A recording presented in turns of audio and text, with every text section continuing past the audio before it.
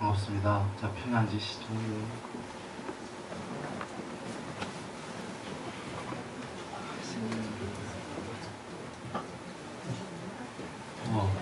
참견님 반갑습니다. 많이 들어오십니다.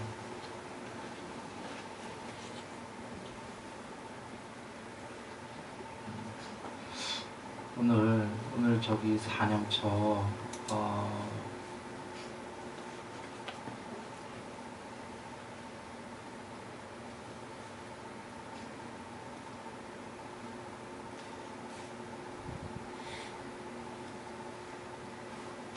깨어있음의 전념을 했는지 안 했는지 모르겠네요. 깨어있음의 전념을 안 한 기억이 안 나니까 요새 방송까지 하느라고 어디 하고 있는지 헛갈립니다. 네. 해보죠. 중복될지도 모르겠어요. 일단 간단하게 가겠습니다. 깨어있음의 전념은 전체 여정 처음 듣는 분을 위해서 잠깐만 정리할까요? 맨 처음에 믿음이 있어야 되고 부처님에 대한 믿음을 가진 다음에 몸과 말과 마음으로 좋은 행위, 공부의 여정이에요. 그리고 바른 생계, 그러니까 바른 직업을 갖고 사회에서 바른 생활하는 거예요. 그리고 육군 단속, 눈, 귀, 코, 혀, 몸, 마음 단속, 여기서부터는 수행이에요. 그 전까지는 세상에서 잘 사는 거고, 그 다음에 식사의 적당량을 알아라. 그리고는 깨어있음의 전념이라고 경행과 좌선, 그리고는 사념처, 심수심법이라고 몸, 느낌, 마음, 법, 관찰, 그리고는 5가지 장애, 그리고는 삼매, 그리고 해탈, 이렇게 되는 거거든요. 이게 전체 여정인데 그거 팔정도 아니잖아 라고 하면 다 같은 거예요.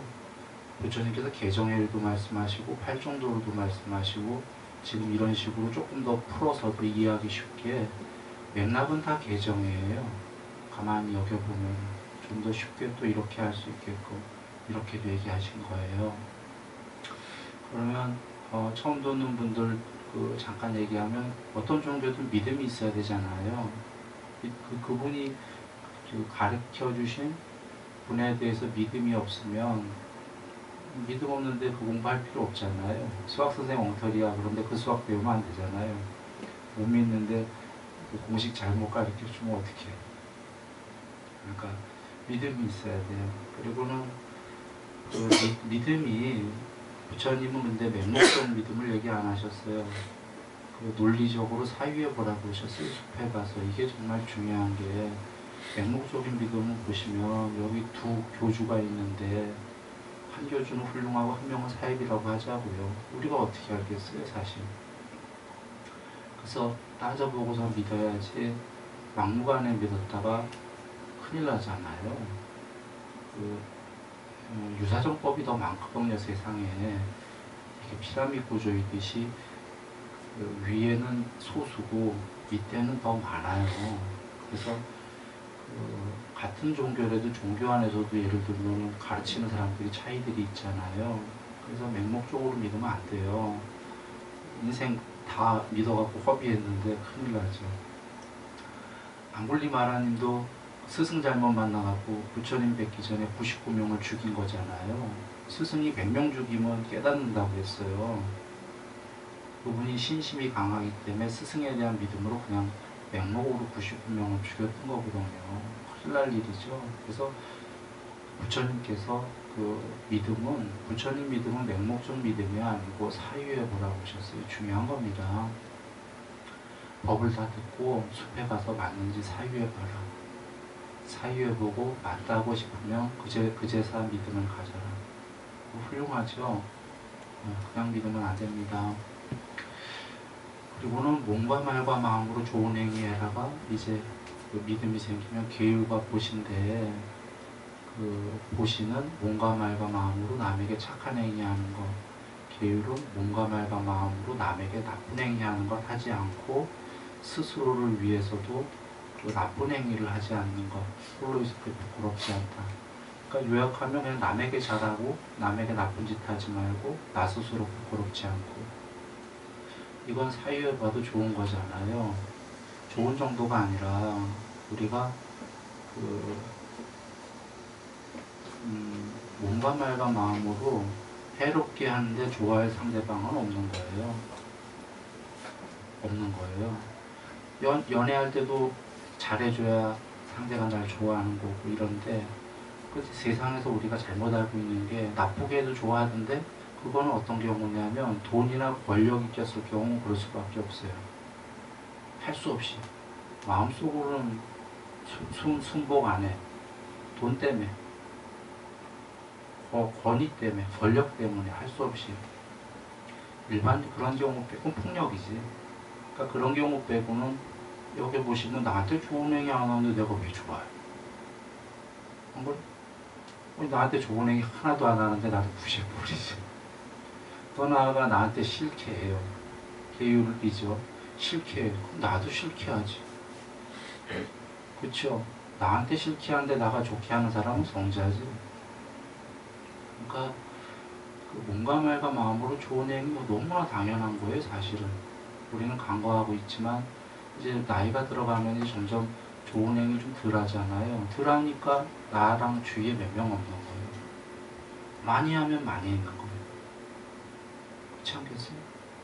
너무 당연한 말씀이거든요. 우리가 그래서 이것은 좋은 행위를 많이 하겠다는 마음 먹은 사람이 큰 인물이 되는 거예요. 그 만 명을 위해서 국회 지역구를 위해서 좋은 행위 하겠다는 사람들이 국회의원이 되는 거예요. 물론 그 중에는 요새는 다 아시겠지만 그런 마음 없이 권력만 잡겠다 뭐 이렇게도 세상이 그렇게 가는 건데 사실 다 그런 마음을 먹은 사람들이니까 그 중에 뽑히는 거지. 그 중에 어떤 사람이 훌륭하게 나와서 진정한 마음을 가지면 알아요. 국민들도 그 사람 됩니다. 인류가 깨달은 사람이 작은데도 4대 성자를 깨달은 분들 딱 찍어낸 거 보면은 인류가 훌륭하거든요. 부처님, 예수님, 공자님, 소크라테스. 이분들 다 깨달은 분들이에요.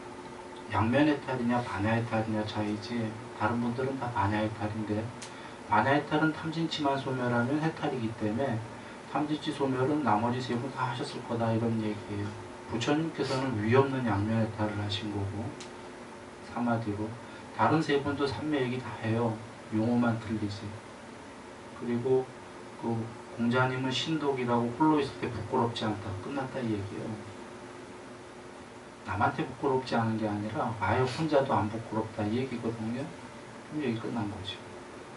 아내가 깨끗하다 이 얘기니까 다 소멸했다.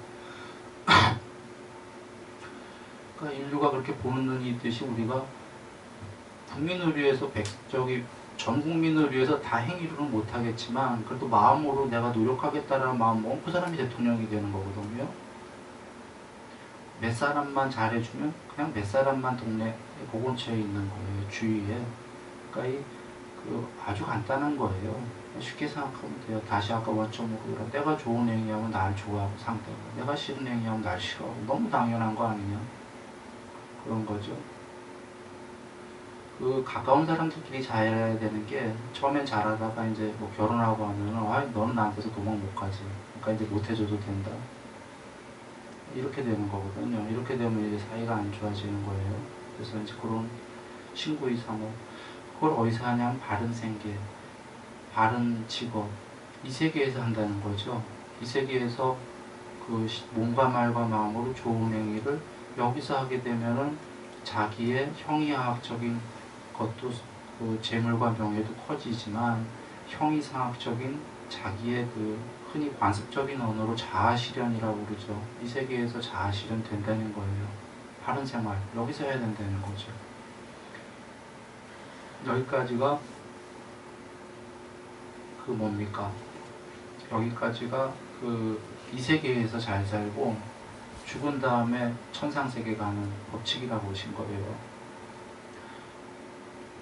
믿지 말고 사유해 보세요. 이 세계에서는 이렇게 하면 잘 되지 않겠어요? 죽은 다음에 천상과 지옥이 있다면 없다면 말고요. 만약에 있다면 이렇게 한 사람이 천상 가지 않겠어요? 그러면 이제 맞는 거죠. 근데 그 다음부터는 이제 수행이에요. 쉽지가 않아요. 이제 육군 단속은 눈, 귀, 코, 혀, 몸, 마음을 단속하는 건데 아까랑 좀 다른 게 아까는 눈, 귀, 코, 혀, 몸, 마음으로도 싫어하는 거와 아름다운 것 중에 아름다운 것들을 찾아간 거예요. 아까는. 근데 여기서부터는 좋아하던 싫어하던 이제 멀리 떠나려고 하는 거예요. 눈, 귀, 코, 혀, 몸, 마음 단속이라고 그러면 뭘로부터 대상이 있어야 되니까 눈은 세상의 형상으로부터 단속을 한다 이 소리예요.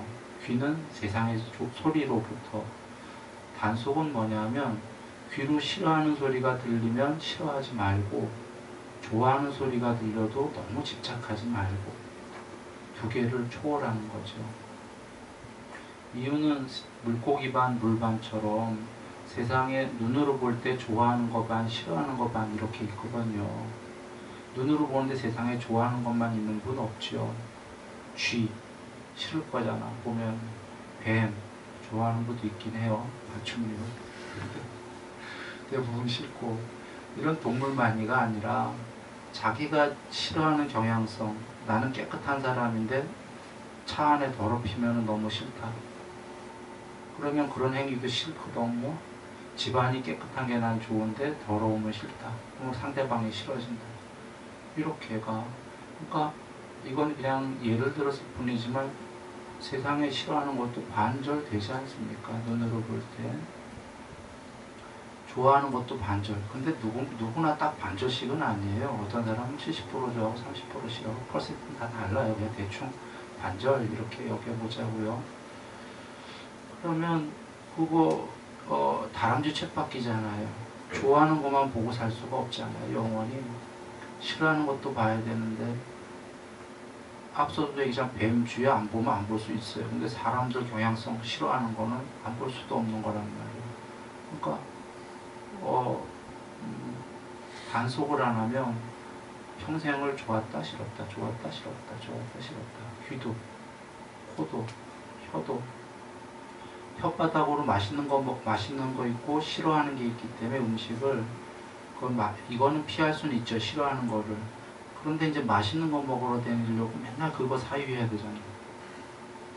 오늘은 어디 가서 뭐 먹고 많은 시간을 거기다 허비하잖아요.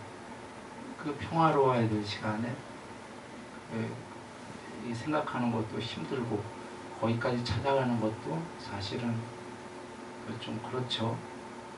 네. 그러니까 그렇게 다 단속을 하게 되면은 이제 쉬죠. 생각이 좋아하고 싫어하는 걸 떠나기 시작하면서 쉬면은 이제 행복해지기 시작하죠.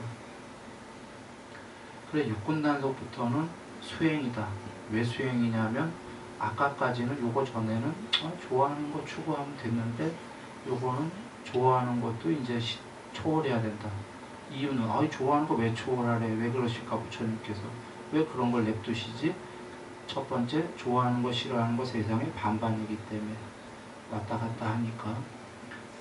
그런데 왔다 갔다 하는데 왜 좋아하는 걸 왜 넣냐? 좋아하는 거와 싫어하는 건 동전의 양면이에요. 좋아하는 게 있기 때문에 싫어하는 게 있어요. 좋아하는 걸 놓으면 싫어하는 것도 없어집니다. 초월이 됩니다. 행복과 고통은 동전의 양면이에요. 행복을 추구하는 한은 고통이 반절이 있습니다. 행복을 놓아버리면 고통도 놓아진다.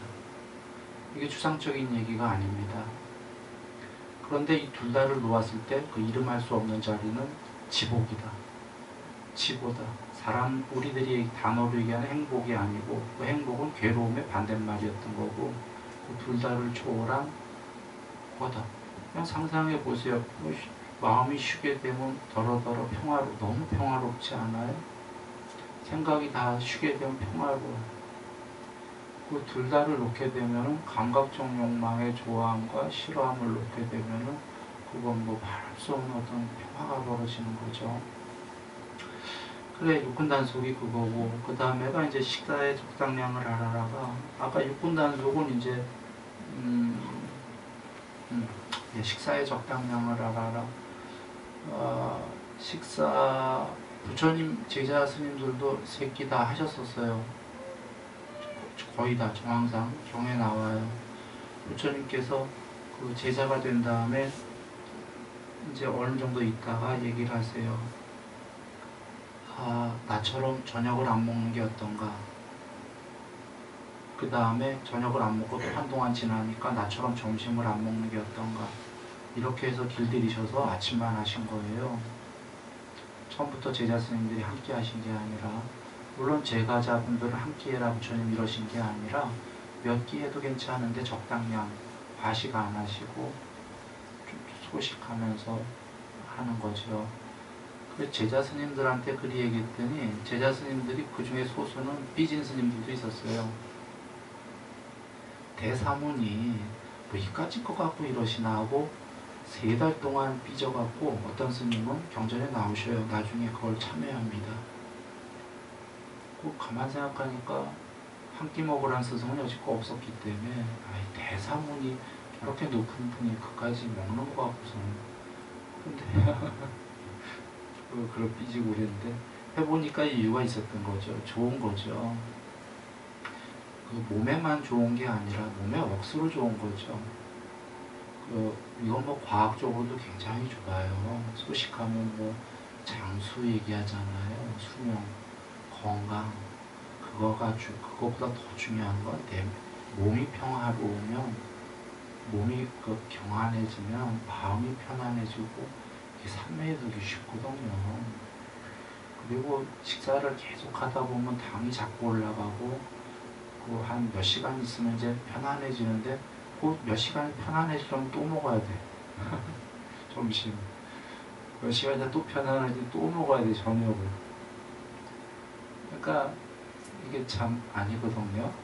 그래서 부처님께서 이제 그러셨던 거예요. 그러니까 부처님은 안 드셨죠. 원래 한 끼 드셨는데 제자 스님들한테 저녁 먹지 마라 그러셨던 거예요. 나처럼 안 먹으면 어떨까? 거기서도 먹지 마라가 아니라 권하신 건데 나중에 스님들이 해보니까 몸만 좋은 게 아니라 저녁에 마을 내려갈 때에 숲애들이 있으셨기 때문에 마을이랑 떨어져서 뱀도 있고 위험하고 늘 내려갈 때마다 한 끼 먹으려면서 불안했던 거예요. 정글에서 내려가니까 조마조마하면서 한 끼 먹으러 간 거야. 거기다가 가는 길에 저녁에는 이제 더우니까 저 여자분들이 나와서 우물가에서 몸을 씻고 그랬던 모양이에요. 못 볼 걸 보고 마음에 또 안 좋은 마음이 생기고 이런 걸 다 피하게 됐으니 이게 단순히 몸의 문제가 아니거든요. 그렇게 해서 저녁을 안 들고 하니까 그 다음에 점심을 나처럼 안 먹으면 어떤가. 그래 또 삐지는 스님 또 계신 거예요. 왜냐면 처음에 평생 먹어오던 걸 굶으면 처음에 당분간 힘들지 않습니까? 이렇게 해서 아침까지를 이제 한 끼로 하셨어요. 그러니까 이 얘기를 왜 드렸냐면 그러니까 우리도 한 번에 많은 게 아니라 조금씩 적당량을 하는 게 부처님 말씀에 여러 가지로 좋지 않겠냐 이런 얘기입니다. 그 다음에가 이제 왜요? 바깥에 안 들린다. 그럼 산타국사 어디 있죠?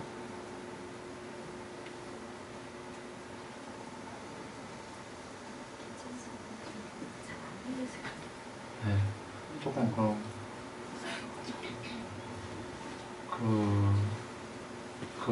예.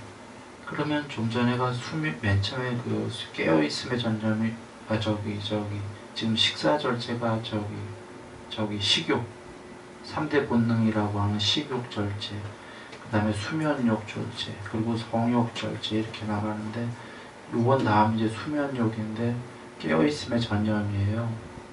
그래서 경행과 자선을 열심히 해라 이렇게 하셔요. 경행은 걷는 거예요. 말 그대로 좌선은 앉는 거고 아직은 본격적인 수행은 아니에요. 근데 그 전에 이걸 자주 해라. 이건 시무도에 나오는 말씀처럼 소를 묶어 놓는 거예요. 일단 그래서 여물을 자꾸 줘서 도망가지 않게 길들이는 거예요. 소가 맨 처음에 풀어놓으면 자꾸 바깥으로 나가고 싶잖아요. 그걸 묶어놓고 여물을 주면은 어느 날은 풀어줘도 이제 안 나가는 거죠. 그것처럼 경행과 자선을 계속하라는 건 세상엔 감각적 욕망이 우리가 하고 싶은 게 많아요. 습관은 그 영역에 가면은 하게 돼요. 그래서 소를 묶어놓은 거예요. 여물을 주고 바깥쪽 나가는 습관을 일단 조금 이렇게. 그리고 습관이라는 거는 좀 멀리 하다 보면 없어지는 거예요. 습관은 절대적이 아니기 때문에. 그래, 경행과 자선을 하면 거기를 하다 보면 뭐 컴퓨터 게임이라든지 뭐 영화 극장이라든지 뭐 이런 거가 뭐 외에 등등등 막 하고 싶은 경험이라든지 뭐 많잖아요. 그게 조금씩 없어져 갈 거잖아요. 그런 거 대신 경행과 자선이 쉽게 얘기하면 저 바깥 놀이 대신 이 놀이 해라 이 말씀이에요. 쉽게 얘기하면. 그러면 하다 보면 앞에 거를 선행을 다 한 사람은 경행좌선을 하면 좋은 일이 벌어져요. 좋은 체험들이 아직 본격 수행이 아니더라도. 그러니까 바깥쪽으로 안 나가는 거지 좋은 체험이 안 벌어진다면야 다 바깥으로 뛰쳐나가죠. 그래서 좋은 체험들이 벌어집니다. 그런데 이 좋은 체험을 또 오해해갖고 이게 삼매야? 이러면 곤란한 거고요. 처음에는 야 굉장한 체험이다 이렇게 생각이 들죠.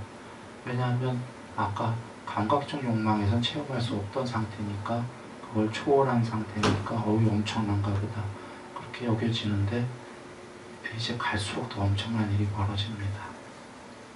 여하간 이제 그런 게 있다.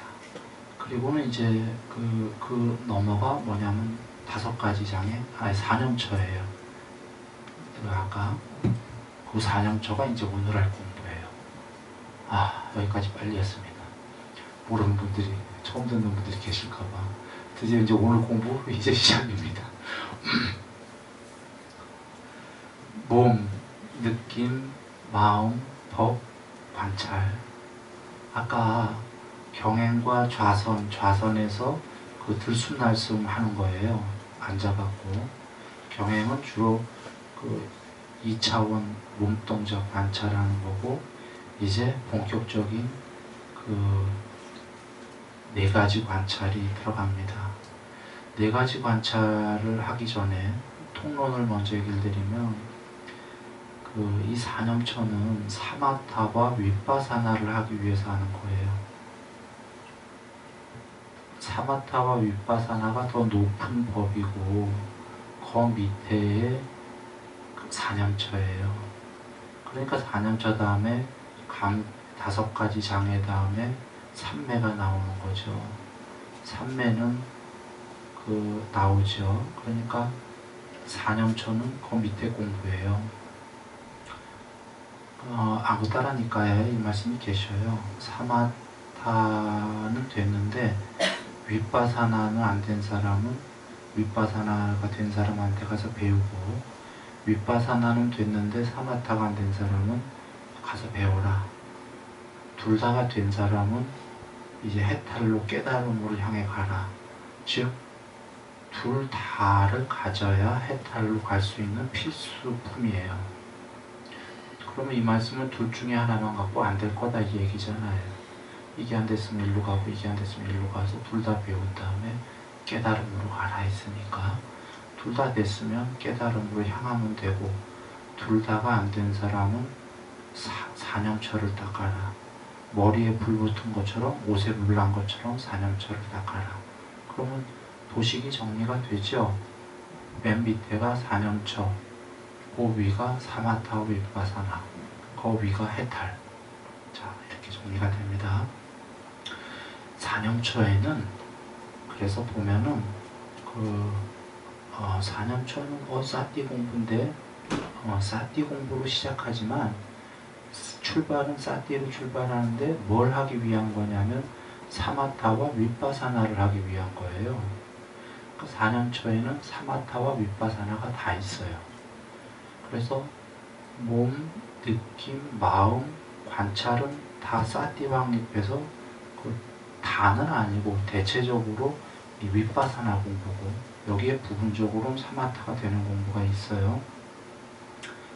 그리고 저기 뭡니까 법의 일부는 윗바사나 공부고 나중에 얘기 드리겠습니다. 법 부분에 자나가 나오는 게 있어요. 초선, 2선, 3선, 4선 또는 초선, 2선, 3선, 4선 공무변처, 신구변처, 무소유처, 비상비, 비상처 상수멸은 아니고 상수멸은 궁극이기 때문에 그건 해탈이기 때문에 그거는 사마타라고 이야기하지 않습니다. 궁극이기 때문에 종류상은 그렇지만 자 돌아와서 이건 다 사마타예요. 쉽게 이해하시면 돼요. 사마타는 마음이 정지된 거예요.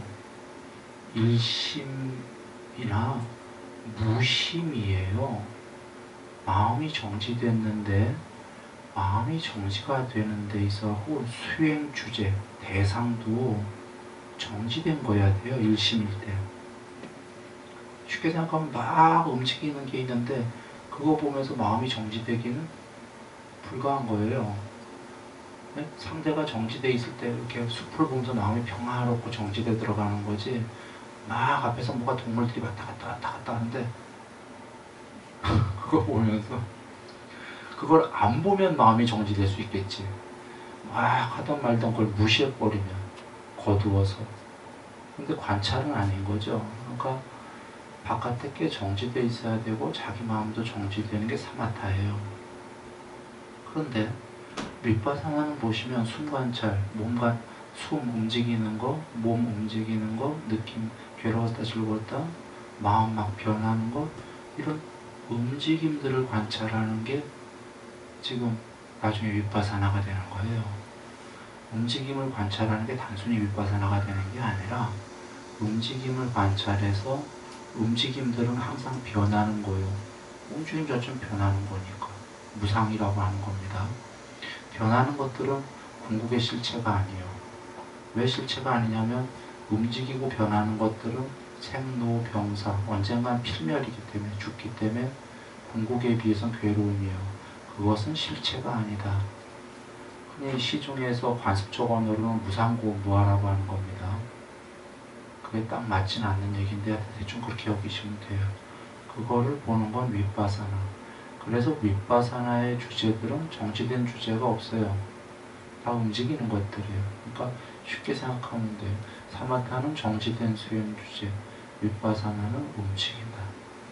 그러면 다 해결됐죠. 세상에 정지된 것도 있고 움직이는 것도 있고 하니까. 그래서 그것이 이 신수심법에 다 있다. 그래서 움직이는 것들은 주로 윗바사나로 가는 거구나.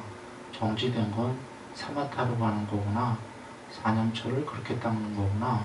이렇게 여기면 되고 그렇다고 움직인다고 다 윗바사나를 한다가 아니라 그냥 관찰하는 거는 아직 윗바사나가 아니에요. 그냥 사띠를 확립해서 관찰하는 거지.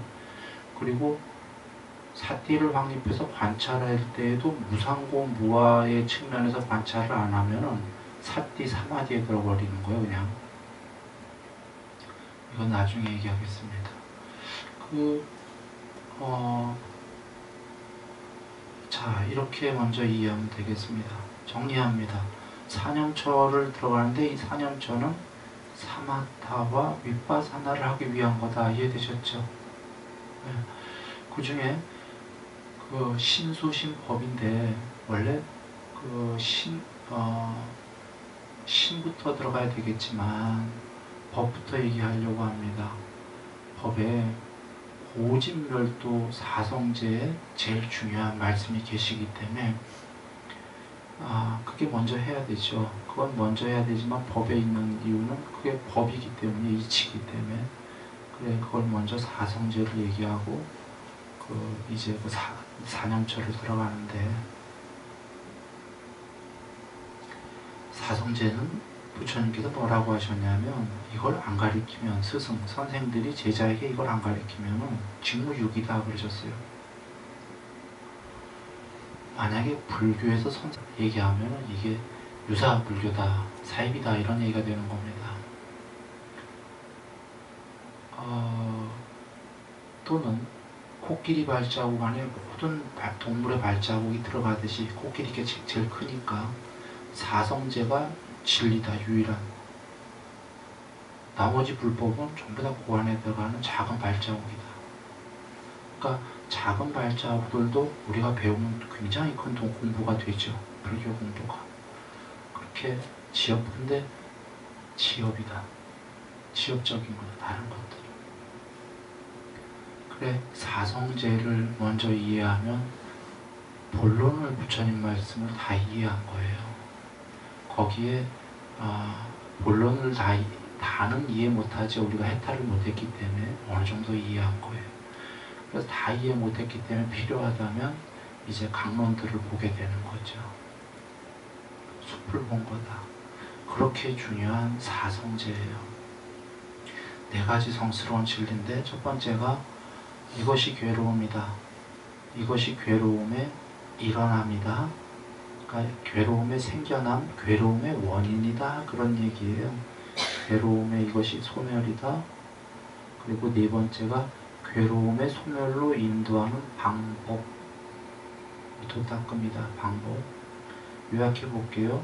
괴로움, 괴로움의 원인, 괴로움의 소멸, 소멸하는 방법. 다 이해하셨죠? 여기 다 있는 거예요. 너무나 그 학문적이에요. 체계적이고 논리적이에요. 맨 처음에 괴로움이 뭔 줄 알아야 돼요. 우리는 먼저 이 얘기를 할까요? 가만있어봐. 괴로움을 없애려면 괴로움이 뭔지 알아야 돼요. 막연하게 괴로움이 뭔지 모르면 뭘 없애야 될지 몰라. 괴로움이 뭔지 알아야죠. 그 다음에 논리적으로 괴로움의 원인이 뭔지 알아야지. 원인도 모르면 또 막연해. 원인을 소멸 못하니까. 그 다음에 원인을 소멸하는 소멸이다라는 이치를 알아야죠. 근데 여기까지가 다 이치예요. 알았어. 알았다고 되는 게 아니에요. 방법이 있어야 돼요. 방법. 굉장히 논리적이죠. 얘기 다 끝난 거예요. 앞에 세 개는 이치, 네 번째는 방법이에요. 이치가 왜 필요하냐? 방법만 있어도 되지. 방법만 있어도 되긴 해요. 이치가 왜 필요하냐면 방법만 있으면 그거 왜 해야 되는데? 나는 욕망이 좋은데? 애초에 방법을 안 하는 게 욕망 떠나래. 뭘 모르는 사람이구나. 실제로 경전에도 많이 나와요. 왕자도 그걸 듣고서는 어이 그런 거 없어 하고 그냥 뒤돌아서 가요. 그 부처님 제자 스님한테. 그러자 부처님께서 그는 욕망에 많이 이렇게 찌들려 있는데 그가 욕망을 초월하는 이런 법을 들어봐야 어찌 알겠는가. 그는 모른다. 그러니까 이치가 있어야지. 이치가 이해하고 이해 못하는 사람은 어차피 방법을 안 알고 이치가 와닿아야지만 맞네. 이게 얼마나 어려워. 이걸 떠나는 게 어렵지만 이치가 맞네. 이러고 이제 방법을 닦는 거거든요. 그래서 이치가 있어야 되는 거예요. 앞엔 이치, 두 번째는 방법. 잠시만요. 오늘 이렇게 몸이 불편하냐?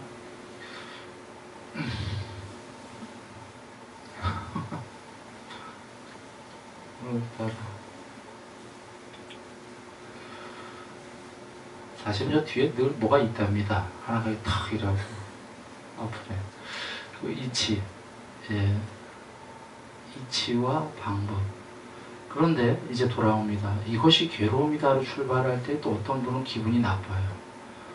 우리는 행복하려고 이 공부를 하는 거야. 근데 왜 괴로움이다로 출발을 하냐는 거예요. 무슨 얘기냐면 이것이 행복이다. 얼마나 좋아. 그렇죠? 사실 여타 종교에는 이것이 행복이다로 출발을 해요. 그래서 이건 괴로움의 종교 아니야 혹시? 자, 먼저 들어가기 전에 얘기를 드립니다. 모든 종교는 행복을 추구하는 거예요. 이건 사실이에요. 궁극의 행복을. 그런데 행복을 추구하는 궁극은 행복인데 그 중에 방법론으로 크게 두 개가 있어요. 어느 종교는 이것이 행복이다로 행복을 가려는 종교. 그러니까 뭘 하면 행복이야, 뭘 행복이다, 이것도 행복이야, 이것도 행복이니까 이렇게만 하면 행복이 돼, 행복으로 갑시다. 부처님 말씀처럼 또 다른 종교는 이것이 괴로움이다 해서 괴로움만 없애면 궁극은 그냥 이름할 수 없는 행복이다. 이렇게 출발하는 종교가 있어요. 둘 다는 행복을 추구하는 거예요. 그런데 왜 부처님께서는 이것이 괴로움이다로 출발하시냐면 세상의 행복은 여긴 음양으로, 그러니까 행복과 고통은 동전의 양면이기 때문에 이것이 행복이다라는 종교는 있을 수가 없다고 보신 거예요. 행복과 괴로움을 둘 다 초월해야만 이름할 수 없는 행복이다예요. 컴퓨터는 이중법으로 되어 있어요. 그 음양으로 되어 있어요. 컴퓨터 잘 0과 1로 되어 있잖아요. 0, 1이라는 게 그 0과 1이 아니라 yes, no flow 차트잖아요. 컴퓨터에 그걸 0, 1로 표시한 거지. 기다 아니다 그거예요. 컴퓨터 자체가. 그러니까 이렇게 원에 yes, no 반대예요. 이 견해가 맞습니다. 어떤 사람은 그 견해는 틀렸습니다. 아니요. 세상은 이렇게 이루어진 거거든요. 두 개로, 쌍으로, 음과 양으로. 그런가요? 양만 있으면 세상 없어요. 음만 있어도 없고 최소 단위가 두 개로 있어야지 그거를 출발로 3차원이 생기고 뭐 하는 거거든요. 그와 같듯이 괴로움과 행복도 부처님께서는 행복을 괴로움의 안괴로움으로 보신 거예요. 괴로움은 행복으로 볼 때는 안행복으로 보신 거예요. 그냥 음과 양으로 보셨다 이 얘기죠. 양변을 초월해야지만 이름할 수 없는 행복이다. 그리고 또 하나는 이제 이 뒤가 더 중요한 건데 윗바사나인데 모든 형성된 것들은 반드시 멸한다. 이진법의 세계는 조작이다. 누가 만들어진 거다. 조건 지어진 거다. 직국받고는. 그런 세계들은 계속 다람쥐 쳇바퀴 돌듯이 윤회하면서 태어났다 죽었다 태어났다 죽었다 한다. 과학적으로 생각해 보세요. 움직인다는 건, 변하는 건, 움직이는 건 일단 1번 그가 전체가 아니라는 걸 의미합니다. 왜? 전체는 자기가 스스로 전체면 더 이상 움직일 공간이 없어요. 전체이기 때문에. 움직인다는 것 자체가 자기가 부분이라는 얘기라는 거지. 전체자가 아니고 부분이야. 일단 부분들은 전체가 아닌 건 일단 궁극이 아니겠죠. 움직일 공간이 있어.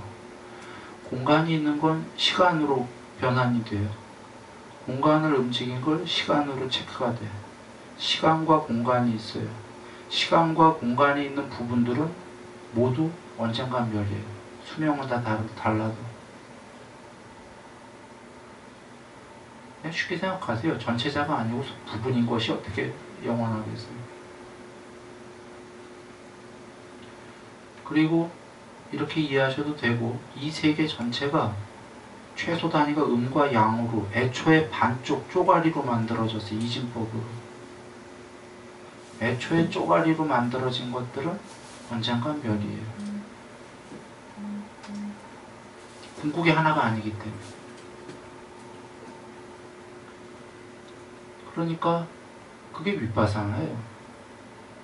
그러면 부처님께서 이것이 괴로움이다로 출발하시는 것은 이진법의 세계의 쪼가리 세계는 궁극에 비하면 괴로움이다. 이걸 다 초월하면 궁극이다 이 얘기죠. 쪼가리 세계를 초월하면. 그렇다고 허물론이 아니라고 잘 이야기하세요. 경전에 사람 세계보다는 4대 왕천의 신들의 세계가 좋다. 죽는 사람한테 이렇게 얘기해 주라고 오셨어요. 왜냐면 죽는 사람이 이 세계에 미련을 가져갖고 죽자마자 일로 올까봐. 그래서 죽기 전에 잘 이해시키려는 거죠. 여보, 4대 왕천이 더 나아요. 여보게, 당신은 일로 오지, 사람 세계로 올 생각하지 마세요. 거기는 막 엄청 좁고 막 수명이 900만 살이에요. 900만 살. 걸로 가세요. 그러면 죽기 전에 혹 해갖고 거기가 좋다. 그러면 죽은 다음에 걸로 갈 수도 있잖아요. 근데 거기서 끝나는 게 아니라 여보, 33천이 더 나아요. 거긴 5보다 위의 세계거든요. 거긴 막 정말 그 신들이 수단마 회의도 하고 엄청나게 훌륭한 세계예요. 걸로 가세요. 수명도 높고 더 행복한. 그럼 좀 전까지 4대 왕천이 좋아하는데 그래 33천 거기. 그러면 여보게 또 거기보다는 요게 나요 계속 가요. 그래 마지막에는 여보게 이 세계보다는 이 세계를 초월한 게 나아요. 잘 여겨보세요. 지금 밑에 관점에서 보면 우리보다 위가 계속 나아요. 궁극의 관점에서 보면 다 별 볼 일 없어요. 관점 2개 이해되시죠? 그래서 그 아까 죽는 사람은 중생이기 때문에 중생에게 더 높은 곳에 가려고 자꾸 위의 세계를 관점을 얘기하시는 거예요. 그러다가 종국에 가서는 정말 이 사람이 이해한 사람 같으면 여보 그것도 초월해요 하시는 거예요. 그것도 쪼가리 세계니까. 먼저 이걸 이해하셔야 되는 게 이진법의 세계는 이 세계는 제일 위에서부터 제일 밑에까지가 다 있죠. 아까 비록 행복반, 괴로움반이라고 그랬지만 진짜 그렇지는 않아요. 위로 갈수록 행복 80%, 괴로움 20%, 행복 99%, 괴로움 2% 이런 거죠. 어떻게 다 똑같겠어요? 천상이 더 행복이 많죠. 그러니까 밑에 관점에서 보면 만약에 누군가가 행복 50%, 괴로움 50%면 이 사람은 행복 99, 괴로움 1로 가고 싶잖아요. 이게 천상으로. 그런데 부처님 입장에서 보면 그 사람한테 뭐라고 그러겠어요? 행복 99, 괴로움 1한테 여보 일로 와. 그거 1%의 괴로움이 있잖아. 위의 관점에서 보면. 이게 이해되셨다면 부처님께서 이것이 괴로움이다로 출발한 게 이해가 되실 거예요. 이 세계는 괴로움이다. 그렇다고 오해하지 마시는 게 뭐 100% 괴로움이라고 하신 게 아니에요. 경전에서 분명히 물고기 반 물반이라고 그러셨어요. 이 세계에 오직 괴로움만 있다면 사람들은 즐거워하지 않을 것이다. 그러나 이 세계엔 분명히 즐거움이 있다. 그래서 사람들은 즐거워하고 살아가는 거다. 욕망하고 괴로움만 있다면 다 자살했을 거다 그 얘기예요. 아니잖아. 그 즐거움이 분명히 있다고 하셨어요. 행복이. 근데 반대로 또 이 세계에 만약 행복만 있다면 사람들이 괴로워하지 않을 것이다. 그러나 괴로움이 분명히 있고 괴로워들 한다. 이 말씀은 행복도 있고 괴로움도 있다. 그런데 이렇게도 말씀하시고 그 사성제에서는 아예 이것이 괴로움이다 라고 해버린 거는 궁극의 입장에서 얘기하신 거예요. 분명히 행복, 괴로움이 다 있는데 궁극에 비하면 전부 다 퍼센트가 틀리지 전부 괴로움이다. 그러면 여기서 한 가지 더 우리가 얘기하죠. 부처님께서는 궁극은 해탈이지만 꼭 해탈 안 하더라도 과정에서 높은 데로 점점점 가라고 그러신 거예요. 이것이 괴로움이다. 이것이 행복이다 하면은 과정에서도 높은 데로 못 가. 왜 그러냐면요. 이것이 괴로움이다라는 건 출리, 멀리 떠난다라는 걸 해요. 괴로움이니까. 괴로움이니까 떠나야지 하잖아. 행복이야라는 건 끌어모으게 돼 있어요. 이 세계가 행복이야라는 건 욕망도 끌어모으고 재물도 끌어모으고 명예도 끌어모으고 다 끌어모으는 쪽으로 가요. 그렇지 않아요? 이것이 행복이니까 다 내 거야. 네 것도 내 거, 내 것도 내 거, 다 내 거야. 잘못된 거 없어요. 그리고 그 계율을 어기게 돼요. 좋은 건 다 내 거니까. 상대에게 줄 적이 없으니까. 이렇게 되면 특히 연인 관계 생각해봐요. 계율을 안 지키고 막 이쁜 사람이 있거나 잘생긴 사람이 다 내 거야. 행복해야 되니까. 그러면 어디로 가죠? 이게 높은 세계는 못 간다고 얘기한 이유가 이 사람이 죽으면 이런 사람이 가는 곳은 이치가 미치잖아요. 이것이 행복이다로 출발을 하면 이것은 경전에 계셔요. 욕망이 기대된다라고. 이것이 괴로움이다라는 건 버리려고 한단 말이죠. 그러니까 많이 비우는 사람은 점점 과정에서 높은 데로 향하죠. 팔정도의 두 번째인 그 바른 사유에서, 바른 사유는 출리에 대한 사유, 악이 없음, 해코지 않음인데 출리. 바로 맞물린 게 이것이 괴로움이다로 종교가 시작을 해야 멀리 떠나기 시작한다가 성립이 되는 겁니다. 그리고 해겔의 변증법을 생각해도 변증법이랑 딱 같지는 않아요. 비유입니다. 꽃이 되려면 씨앗을 부정해야 돼요. 천상 가려면 지금 사람 세계를 부정해야 돼요. 이게 대긍정을 위한 부정입니다. 더 높은 천상 가려면 자기 있는 천상을 부정을 해야 돼요. 출리해야 돼. 아마 해겔이 부처님법을 갖다 묘하게 거기다 써놓고 있지 않았을까 이런 생각이 드는데, 그 부정과 출리는 좀 다르지만 비유한 겁니다. 그래서 이것이 괴로움이다로 해서 출리가 되는 거예요.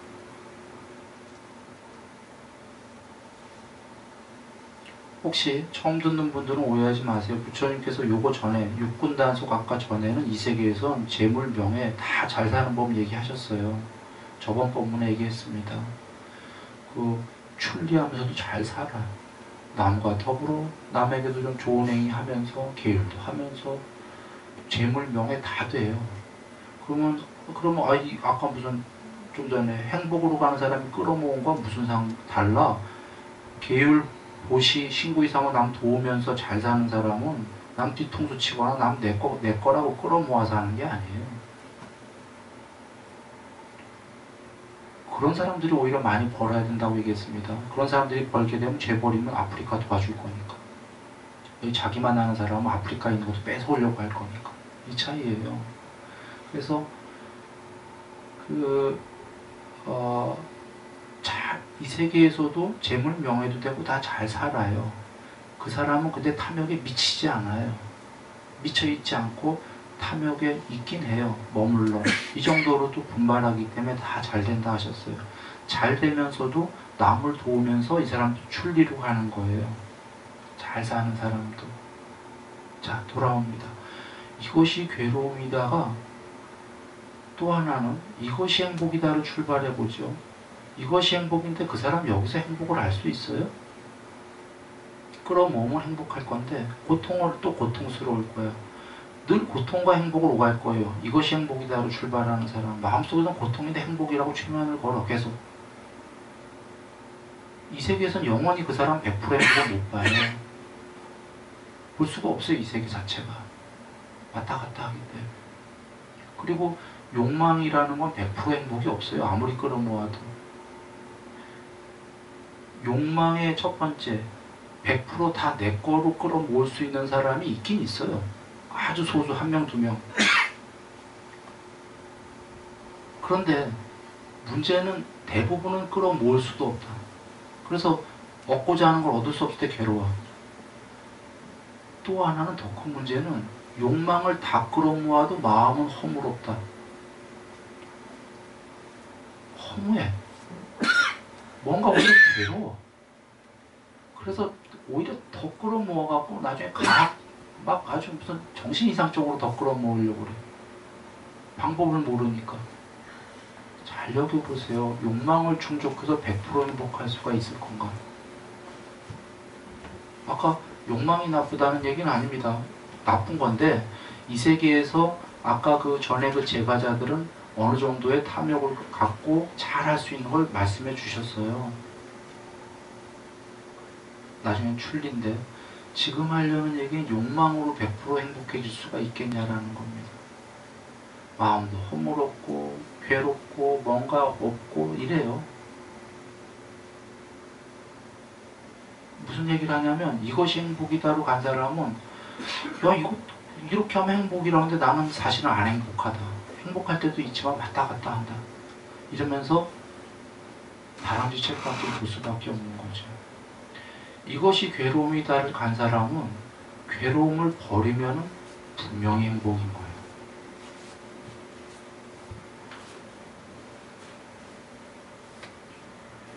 그래서 이것이 그 괴로움이다로 출발해서 출리를 하고 괴로움의 원인을 알고 벗어나는 것이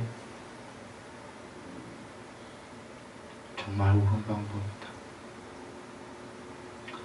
다른 비유를 들어가기 전에 이제 본격적으로 들어갈 건데 하나만 얘기를 드리면 10의 몇 승인가가 뭐 무한모래입니다. 이거 과학 얘기입니다. 그 겁이라는 숫자 이름도 있고 숫자 이름이 무한이라는 것도 있고 무량대수인가 뭐 이런 게 있어요. 10의 몇 승인가 수학 얘기예요. 그런데 비우면 10의 마이너스 몇 승으로 가면 0이라는 숫자도 있고 그 전에 묘한 상태로 들어가거든요. 실제로 그게 숫자 이름에 있어요. 묘, 공, 뭐 청정 이런 게 마지막이 청정이에요. 사실은 비우는 건 답이 있어요. 법정 스님 무소유체이셨는데 비우면 끝나. 세상 살아갈 때 이게 기분은 안 좋지만 이런 얘기가 그래도 이치로 한번 여겨보죠. 다 비우면 다 개워내면 끝난 거예요. 비운 건 답이 있는데 끌어모으는 건 답이 없어. 맞나요? 끌어모으는 건 저기 사람이 아니라 억수로 높은 신이라도 답이 없어. 계속 갖다 끌어모아요. 신으로 있는 한 자타가 있다는 소리거든요. 내가 있고 너가 있어 세상에. 자기가 부분이란 소리 전체가 아니고 끝없이 끌어모아야 돼. 끝없이 자타가 있어요. 자타가 있다라는 건 행복 반 괴로움 반이란 소리예요. 나와 너가 있다는 건. 비운 건 자타가 없다는 소리예요. 제로까지 비워버리면 스스로 절체란 얘기입니다. 그래서 이것이 행복이다는 끌어모아야 된다가 끝없이 자타가 있어야 되는 거고요. 이것이 괴로움이다는 건 괴로움을 버려라는 건 비우는 작업이에요. 다 비워버리면 답이 있는 거예요. 돼버린 거예요. 그런데 누가 다 비우라고 비울 수가 있겠습니까? 그래서 부처님께서 과정을 주신 게 아까 그 믿음, 신구, 이사목 잘하고 이 세계에서 잘 살고 재물, 뭐 명예, 뭐 수명, 용모, 명성, 명예, 재물, 행복, 권위 다 누리라 이 말씀인 거예요. 아까 계율보시 안 하면서 그런 사람이 이렇게 누리면 큰일 나지. 세상 안 좋아지니까. 지금 계율보시 다 잘하는 사람이 하면 아프리카도 높고 뭐도 하고 그런 사람이 전륜 성왕이 돼야 되죠. 그래야 법다우게 나라를 잘 다스리고 전륜 성왕 막 다 누리잖아요. 그렇게 해서 누려라는 거예요. 왜냐하면 그 사람은 비워가는 과정에 누려지는 거기 때문에. 전체 인과법칙에 의해서 내가 누리겠다고 하는 게 아니라 자기는 비우는데 개우고 있는데 그런 법칙에 의해서 그러니까 누려지는 거죠. 천상세계도 비우는 자가 누려지게 가게 되는 거거든요. 그래서 그렇게 누려지면서도 더 비우고 더 비워서 과정이 있다는 거죠. 충분히 누려지면서 나는 정말 초월해야 되겠다 하면 이게 비워가는 과정이니까 어느 날쯤 되면 지금은 비워라 해도 못 비워요. 사실은 전면적으로 100% 못 비우는 거지. 5% 비우고 6% 비우고 7% 비우고 이렇게 가는 거예요. 그 과정이 뭐였냐? 아까 계율하세요. 몸과 말과 마음으로 착한 행위 보시하세요. 이게 비워가는 과정이거든요. 비우는 거잖아요. 나누는 것이. 그래서 이렇게 비워가다 보면 다 충족도 되고 점점점 비워지니까 어느 날쯤 되면은 나는 이제 다 비울 수 있겠다. 누가 그러죠? 삼매된 사람. 삼매된 사람들이 다 비울 수 있겠다는 아니고, 삼매된 사람이 나는 이제 비우고 싶다.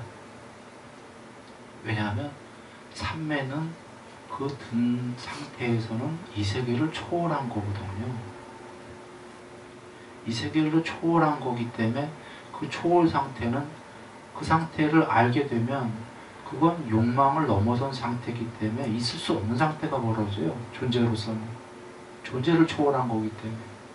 그걸 알기 때문에 이제 욕망의 즐거움을 더 비우러 가는 거죠. 그걸 모를 때는 사실 부처님이 말씀하셨기 때문에 간 거지, 욕망의 즐거움이 있는 거죠. 있는데 계율과 보시를 하니까 행복이 벌어지니까 가죠. 가는데 본격적으로 욕망을 버리겠다 마음먹는 건 삼매때입니다. 그건 존재가 차원이 달라졌기 때문이거든요. 존재적 차원이 아니에요. 사마디에서는. 넘어섰기 때문에. 그러니까 그 지고는 무엇으로도 맛볼 수가 없는 거기 때문에, 그런데 그 지고가 됐다 안 됐다 하거든요. 욕망을 하면. 제로섬 게임이에요. 욕망과 사마디를 둘 다 잡을 수가 없어요. 한 손에. 둘 중에 하나지. 둘 중에 하나니까 삼매된 사람도 욕망이 있으니까 왔다 갔다 하는 거예요. 됐다 안 됐다 하면서. 그러니까 이게 더 되고 싶으니까 더 되려면 더 비워내야 되거든요.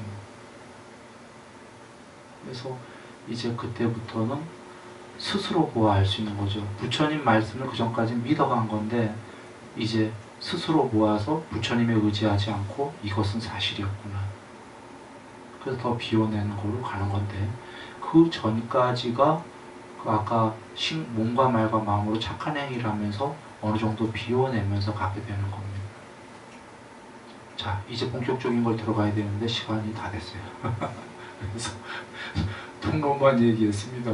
통론만 얘기했고, 그 다음 시간부터 그 사성제를, 이것이 괴로움이다로 출발하는 그 사성제를 하고, 네, 알아보겠습니다.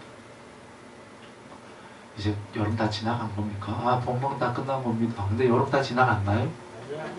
아직 있나요? 올여름은 정말 그 모르고 지나갔어요. 하나도. 인도에서 온 이후로 희한해요. 더운지 모르겠어. 땀은 분명히 나는데요. 그 더운지 몰라서요. 그냥 지나갔네. 오히려 걱정인 게 지금 너무 추워지면 어떡하라고. 그 걱정입니다.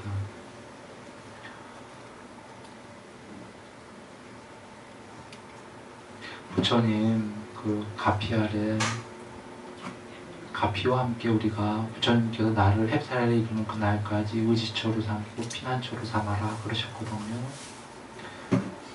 그 부처님에 대한, 처음 오는 분들 때문에 끝내기 전에 하나만 얘기 드리면, 믿음은 부처님께서 계목 지키는 사람들을 가까이 보아라. 아직 내가 지키는 게 아니에요. 그냥 계목 지키는 사람들이 있는 그런 종교에 자주 가라는 거예요. 오기를 가까이 하고 법문 듣기를 즐거이 해라. 안 듣고야 알 수가 있습니까? 우리가 많이 듣고. 그 다음에가 그 아낌없이 모시해라. 근데 오해하지 마세요. 이건 끝까지 얘기시기 때문에 조금씩 해라 그 말씀인 거예요. 물론 재물보시 있어요. 재물보시 있는데 그 주된 게 몸과 말과 마음으로 남을 돕는 거예요. 믿음이. 그가 추상적인 믿음이 아니에요. 이것이 믿음의 3요소고 이렇게 하는 사람이 믿음이 있는 거라고 그러셨어요. 그러니까 불법도 안 들으면서 믿어요 명목이잖아요. 그러니까 이 세 가지가 있어야 돼요. 그리고 몸과 말과 마음으로 남을 조금씩이라도 도와야 돼요. 주의를. 이런 믿음이 있는 거예요. 이 믿음이 있는 사람은 부처님을 의지처로 삼고 피난처로 삼고 귀의처로 삼으면 돼요. 그 단어가 다 다르죠. 의지처, 피난처, 귀의처. 귀의처는 궁극이에요. 해탈에 이르는 날 그날까지 귀의하는 거예요. 자녀로. 그리고 섬겨야 되듯이 자녀로서 해탈을 하면 이제 아빠가 이제 나처럼 되어라. 자녀도 아빠가 되겠죠. 그 전까지 귀의는 사실은 아랫사람 윗사람한테 귀의하는 거 맞거든요. 아직 해탈 못했기 때문에. 그래서 귀의처로 삼고, 그 전에 의지처로 삼고 피난처로 삼아라는 건 늘 믿음을 갖고 부처님을 의지처로 삼고, 다른 건 무엇이 아니라 오직 부처님, 그리고 부처님 법을 의지처로 삼고, 피난처로 삼는 거는 어려운 일이 있을 때 피난해도 좋다, 이런 얘기예요. 우리 살다 보면 어려운 일 많이 있지 않습니까? 그때마다 부처님께서 승낙하셨잖아요. 나를 피난처로 삼아도 좋다. 그러니까 피난처로 삼고, 이렇게 되면은 그 삶의 한 생에, 비록 그 우리가 아직 해탈을 못했기 때문에 물고기 반 물반, 행복 반 괴로움 반, 물론 이 중에 행복이 더 많은 분이 계시겠죠. 그렇게 있을 때 그 괴로움 중에 웬간한 건 우리가 나날이 공부하면서 점점 행복이 커지지만, 우리로서 어쩔 수 없는 정말 너무나 고통스러운 일들이 생길 수도 있어요. 그럴 때 그 부처님을, 석가모니 부처님을 피난처로 삼고 그렇게 한 생을 잘 가는 겁니다. 그 말씀대로만 살면은 삶이 형이상학이 있으면서 형이하학적인 삶도 다 잘 사라져요. 형이하학적으로 세상적 삶만 산다면은 남는 게 뭐가 있겠습니까? 죽을 때 다 그냥 한판 꿈이었을 텐데, 그 꿈도 별로 깨끗하지도 못하고 행복하지도 못한 꿈이었어요. 참 괴롭잖아요. 근데 한 세상 뭐 과오도 있고 했지만 부처님 법대로 웬만큼 잘 살았다 하면 죽는 순간에 그 두려움 없이 여행 가듯이 깨끗하게 준비하고 죽을 수 있고, 죽자마자 또 좋은 곳 선장세계에 태어나서 거기서도 여기서 지었던 석가모니 부처님의 법을 이어서 해탈에 이르는 날까지 계속 지을 수 있다는 게 중요한 겁니다. 그래서 그 우리의 삶은 사실은 제일 큰 거는 형이상학적인 삶이 돼야 될 거고, 그거에 그냥 요 삶의 수단으로서 형이상학적인 것도 같이 더불어 잘해야 되죠. 그렇게 부처님 카페 아래에서 믿음을 가지고서는 늘 행복하시기를 바랍니다.